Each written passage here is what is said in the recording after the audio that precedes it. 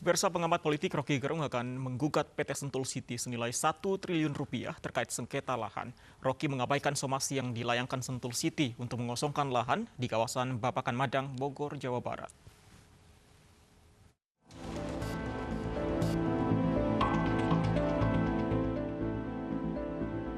Pengamat politik Rocky Gerung akan menggugat PT Sentul City Tbk senilai 1 triliun rupiah terkait sengketa tanah. Rocky menegaskan ia menguasai sebidang tanah dan bangunan di Babakan Madang, Bogor, Jawa Barat, di mana sebelumnya PT Sentul City meminta Rocky mengosongkan dan membongkar bangunan tersebut.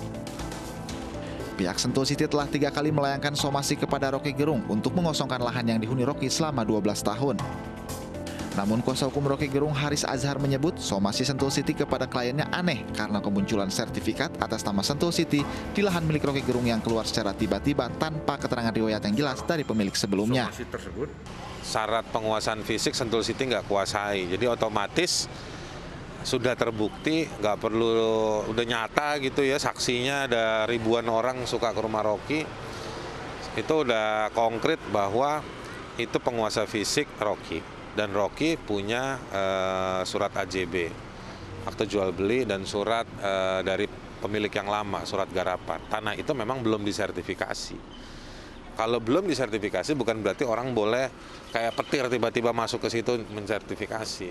Kami adalah pemegang yang sah atas bidang tanah bersertifikat SHGB di Desa Bojongkoneng, Kecamatan Babakan Madang, kan bahwa somasi tersebut bukan hanya dilayangkan kepada Bapak Rocky Gerung pribadi. Beberapa pihak yang menduduki tanah kami secara ilegal juga kami somasi. Tak hanya Rocky Gerung, Sentul City juga mensomasi sejumlah warga pemilik tanah dan bangunan di kawasan ini karena mengklaim memiliki hak penuh atas tanah di lokasi. Sentul City memberi waktu 7 hari untuk mengosongkan lahan. Jika tidak, Sentul City akan mengerahkan Satpol PP untuk penertiban. Dari Bogor, Jawa Barat, Tim Liputan iNews melaporkan.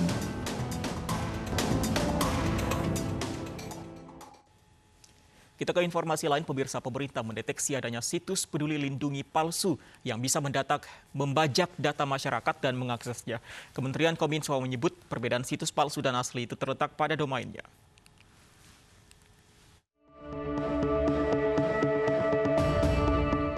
Aplikasi Peduli Lindungi jadi salah satu syarat agar masyarakat Indonesia bisa beraktivitas di ruang publik dan fasilitas umum. Namun pemerintah mengimbau masyarakat agar berhati-hati karena ada situs Peduli Lindungi palsu yang bisa membajak data masyarakat dan mengaksesnya. Kementerian Komunikasi dan Informasi menjelaskan website palsu itu mirip dengan resmi yang dari pemerintah. Perbedaan terletak pada domain yang asli menggunakan .id, sementara yang palsu menggunakan .com. Selain itu, website palsu juga menambah huruf A di belakang menjadi Peduli Lindungi A. Situs palsu tersebut kini sudah tidak bisa diakses karena sudah diblokir oleh Kominfo. Tim Liputan iNews melaporkan. Ya, pemirsa, meski situs Peduli Lindungi palsu telah diblokir pemerintah, kekhawatiran warga tetap muncul lantaran modus kejahatan dunia maya bisa bermacam-macam. Lalu bagaimana pemerintah menjamin keamanan data warga? Kita ulas lebih dalam ini bersama tenaga ahli Kementerian Kominfo, ada Pak Doni Budi Utoyo, dan juga ada pengamat telematika Mas Roy Suryo. Selamat sore Pak Doni, Mas Roy Suryo, apa kabar? Alhamdulillah. Selamat sore, Mas. Selamat sore, Mas. Sehat. Ya. Kabar baik. Saya ke Pak Doni dulu. Pak Doni, saya ingin konfirmasi ini Peduli Lindungi A ini sudah benar-benar diblokir ya oleh Kominfo, Pak? Sudah efektif sejak beberapa hari yang lalu. Jadi hanya selang pada saat hari itu ditemukan, kita langsung proses untuk kemudian dilakukan pemblokiran. Tapi memang karena pemblokiran ini kan butuh bertahap supaya internet service provider ini mesin-mesinnya juga memasukkan situs palsu tersebut ke dalam sistem mereka untuk diblokir. Maka memang ada beberapa butuh waktu, ada yang sekian jam, tapi interaktif dalam sehari itu sudah langsung ISP besar, internet service provider besar sudah langsung memblokirnya, Mas. Tapi Kominfo ini mendeteksi adanya situs palsu ini sejak kapan? Jangan-jangan sudah beroperasi sejak lama, Pak Doni? Kalau kita lihat memang situs itu sudah ada sejak beberapa waktu sebelumnya. Tapi tidak terlalu lama untuk konteksnya, karena kemudian tentu saja ini karena partisipasi masyarakat juga, dan juga ada kawan-kawan yang standby di Kementerian Kominfo, itu langsung laporannya langsung masuk, karena memang pada saat itu dibuat, itu kan tidak kemudian langsung bisa serta-merta publik bisa tahu keberadaannya, dibutuh waktu juga untuk kemudian apakah nanti dengan sengaja atau tidak sengaja ditemukan, dengan sengaja atau tidak sengaja disebarkan, tentu itu ada butuh waktu. Nah, begitu kemudian itu tersampaikan ke publik dan kemudian kami mendapatkan laporan juga dan kami langsung segera melakukan penelusuran, itu langsung diblokir seketika. Tapi Kominfo, Pak Doni, ada datakah berapa masyarakat yang sudah mengakses situs palsu ini, Pak? Kita tidak punya data yang spesifik, Mas, terkait dengan itu, karena memang itu kebetulan hostingnya juga di luar ya, di luar, tidak dalam kendali Kementerian Kominfo. Baik, saya ke Mas Roy Suryo. Mas Roy, meskipun ini Peduli Lindungi palsu sudah diblokir, apakah ini menjamin tidak akan ada lagi situs-situs palsu seperti ini? Ya, benar seperti apa yang dikatakan Mas Doni Budi Utoyo tadi. Ya, ini memang perlu kehati-hatian masyarakat, perlu juga awareness dari masyarakat agar kita memang selalu hati-hati, dan memang perlunya saya juga menyampaikan saran kepada Kementerian Komunikasi dan Informatika, jelaskan betul secara detail nama domain itu lengkap dengan nama domainnya. Artinya kalau kemudian sekarang kan masyarakat ingat, oh yang benar itu pedulilindungi.id. Jadi itu memang terdaftar benar-benar resmi di Indonesia karena belakangnya .id, dan itu diregister di Pandi ya, Persatuan Nama Domain Indonesia. Dan kalau kita memang bisa membeli nama domain.com itu memang bisa. Ini kasus phishing seperti ini, pencurian data melalui website palsu ini sebenarnya mirip-mirip dengan yang sering terjadi di lingkungan perbankan, Mas. Jadi di lingkungan perbankan itu sering sekali karena nama domain perbankan itu biasanya .com, nah itu yang mudah diakali. Cara-cara seperti ini sebenarnya ya, ini maaf kalau saya boleh sebut nih Mas Doni, ini masih agak ketahuan gitu, agak kurang canggih ini nipunya si yang bikin pedulilindungia.com ini. Karena masih ada A-nya belakangnya. Kalau canggih, dia benar-benar bisa mirip. Misalnya apa? Peduli Lindungi itu sebenarnya saya sudah berpikir sejak lama. Ada beberapa karakter yang sebenarnya bisa rawan, yaitu huruf I.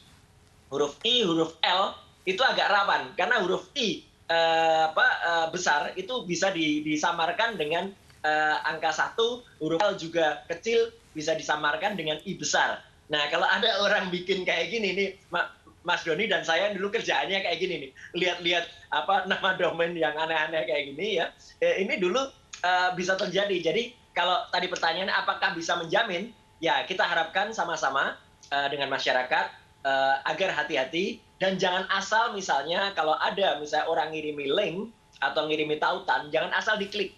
Pastikan yang klik atau yang memasukkan tuh kita sendiri domainnya. Atau pastikan masukkan melalui aplikasi, apakah itu Play Store, apakah itu iStore yang benar, dan pastikan juga itu adalah yang resmi. Saya kira tipsnya itu, Mas. Jadi jangan sampai kemudian kita asal terima link, kemudian kita klik di situ. Itu bisa kepleset ke I besar, angka 1, atau L kecil, angka I besar itu tadi. Nah, ini yang menarik, tidak semua orang menulis sendiri alamat yang dituju, alamat websitenya. Mungkin kita mencari saja, mengetik Peduli Lindungi di Google misalnya, akan ada banyak yang keluar. Mungkin ketika seseorang tidak begitu teliti dan tidak melihat ada huruf lain di belakang situs yang asli, tentu dia akan masuk ke dalam situs palsu tersebut. Apa yang seharusnya dilakukan ketika misalnya sudah terlanjur mengklik situs yang palsu tersebut, Mas Roy?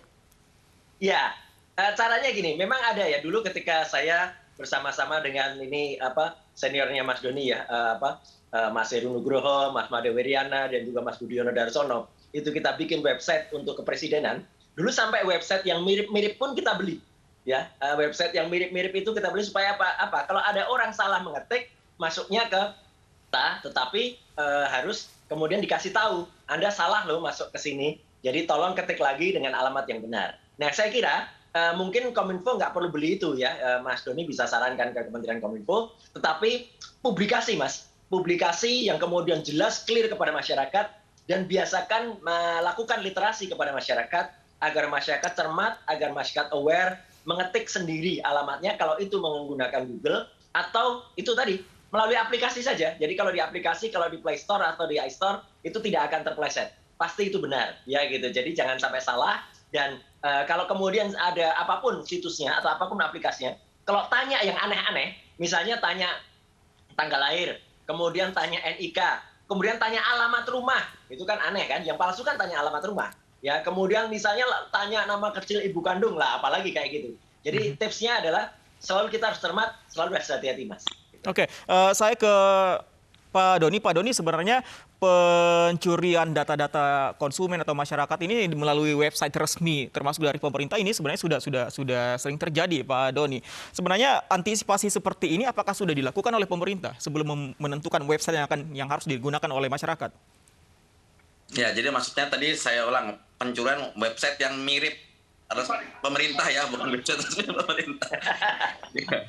Ya, betul. Jadi memang yang sampaikan Mas Roy itu betul sekali bahwa ini teknologi phishing sederhana yang sudah sejak bertahun-tahun lalu selalu digunakan, dan memang mekanismenya sebenarnya ada dua, bisa salah satu atau keduanya dilakukan, yaitu melalui komunikasi publik di mana kita terus mengenalkan situs yang resmi seperti apa, domain name-nya seperti apa, yang benar segala macam, atau memang kita akan istilahnya borong semua nama domain yang sama. Namun pilihan yang pertama yang kita lakukan adalah yang pertama, yaitu dengan memberikan edukasi kepada publik. Kenapa yang dua tidak dilakukan?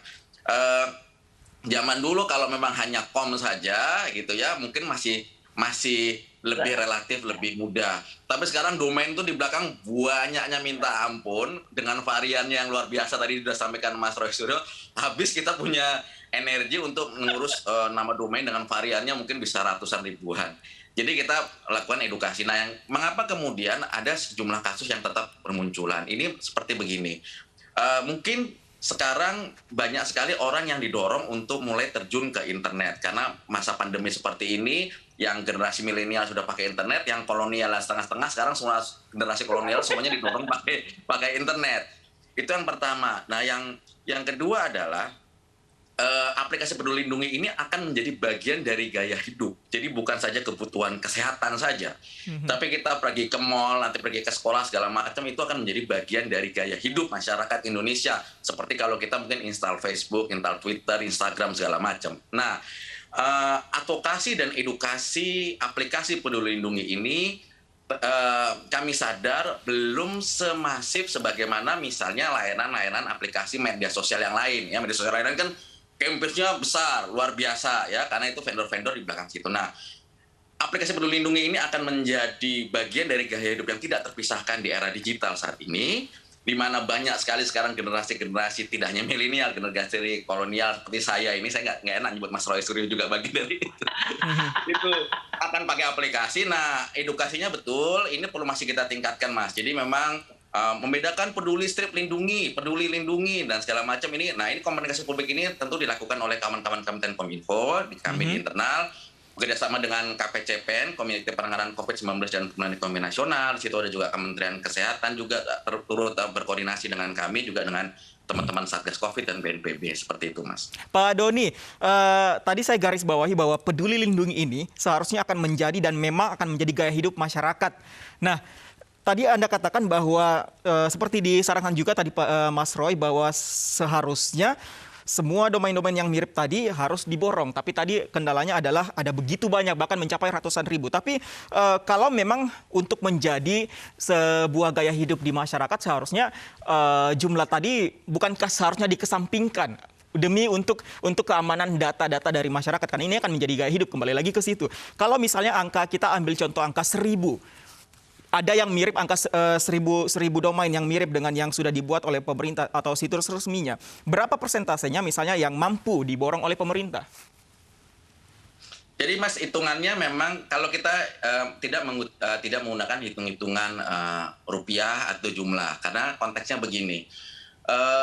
Anggap nih kita mau pasang di rumah begitu ya, ada sistem keamanan dan segala macam. Mau kita pasang keamanan sebagai berapapun, kunci gemboknya, CCTV-nya dan segala macam, itu bukan itu konteksnya. Intinya adalah kepada kewaspadaan. Kita bicara di sini berarti bicara literasi. Kalau konteksnya adalah literasi digital di sini. Jadi sebenarnya yang kita mau dorong adalah kemampuan orang untuk berpikir kritis atau critical thinking, mencari informasi sebelum kemudian sembarangan mengklik. ya, atau mencari informasi sebelum kemudian dia memutuskan apakah ini informasi benar atau hoax. Itu kan kadang-kadang orang langsung percaya saja, langsung klik karena mendapatkan phishing kan macam-macam, Mas. Jadi kalau kita bicara phishing tidak hanya soal Peduli Lindungi. Aplikasi perbankan nanti akan banyak varian segala macam. Nanti aplikasi terkait dengan media sosial, aplikasi yang terkait dengan atau website terkait dengan layanan BPJS misalnya, itu akan banyak variannya yang isinya abal-abal atau aspal. Maka yang kita kedepankan sekali lagi adalah critical thinking tadi. Oke, ini seperti yang disampaikan Mas Roy tadi, kalau meriksa link jangan sembarangan, hati-hati, kemudian lebih waspada, kemudian cek and recheck segala macam. Begitu kuncinya ada di diri kita, maka sebenarnya hitung-hitungan tadi menjadi tidak relevan, karena tentu saja maling akan mencari cara. Ada 1000 cara itu baru sedikit, Mas. Jadi kalau 1000 ya, misalnya tadi Peduli Lindungi itu 1000 dikali misalnya situs layanan yang lain, Kominfo punya 2 misalnya, itu udah kali 1000 lagi segala macam. Jadi alih-alih menghitung secara matematis seperti itu, lebih baik critical thinking yang dibangun. Nah, itu pendekatan kita melalui literasi digital itu tadi, Mas. Oke, Mas Roy, kalau data nasabah dalam hal perbankan, misalnya yang terjadi adalah pencurian dana nasabah. Kalau aplikasi ya untuk kebutuhan kesehatan seperti Peduli Lindungi ini, dampaknya atau merugikan masyarakat ini dalam hal apa? Contohnya? Sebenarnya kalau dilihat dari dampaknya besar ya, karena pedulilindunginya.com itu menggunakan cara dia mengambil data berlebih dari Peduli Lindungi yang asli, yang .id yang asli. Nah, saya senang ya penjelasan Mas Doni ini. Kalau orang-orang Kominfo kayak Mas Doni ini, enaklah kita. Jadi artinya kita menyampaikannya literasi juga. Ya kan ini sahabat lama, ya gitu. Jadi artinya Kominfo juga punya artinya Direktorat Jenderal yang banyak ya. Mas, saran saya adalah baik itu Aptika, baik itu IKP, semuanya juga sosialisasikan hal yang sama. Jadi soal literasi. Nah, bahayanya tadi yang ditanyakan Mas adalah gini. Yang ditanyakan itu ada data primer. Ya, data primer itu misalnya apa? Meskipun itu banyak bisa kita akses ya, sekarang kita googling aja ketemu tanggal ulang tahun, kemudian NIK, presiden saja kan ada di situ ya gitu, sehingga waktu itu bisa keluar sertifikat vaksinnya presiden. Nah, kemudian ada alamat rumah yang kadang-kadang kemudian ditanyakan hal yang berhubungan dengan password. Misalnya apa? Tadi saya menyebut soal nama kecil ibu kandung, nama hewan kesayangan, warna favorit apa. Nah, padahal hal-hal itu yang biasanya kemudian digunakan oleh situs lain atau aplikasi lain untuk memverifikasi kita. Tapi selama kemudian akses yang ada itu kemudian benar-benar terbukti itu dari saluran yang resmi, saya tadi itu tetap menyarankan untuk masyarakat sekarang langsung saja dari aplikasi yang ada, misalnya dari Play Store atau dari iStore, itu sudah pasti aman. Ya gitu, karena di situ kalau dia kemudian yang palsu ikut memasang di situ, nah Kominfo bisa bergerak untuk melaporkan situs palsu yang bersangkutan. Kemudian seperti tadi pertanyaan, apakah sudah ada data-data yang berhasil dikolek oleh pedulilindungia.com? Ini menurut saya Kominfo berhak untuk kemudian nanti melaporkan misalnya ke Mabes Polri mengejar itu, meskipun hostingnya di luar ya Mas Beni ya, tapi saya kira itu bisa dikejar, dan kemudian data apa yang sudah dikolek itu termasuk pencurian data dan dia bisa dipidana.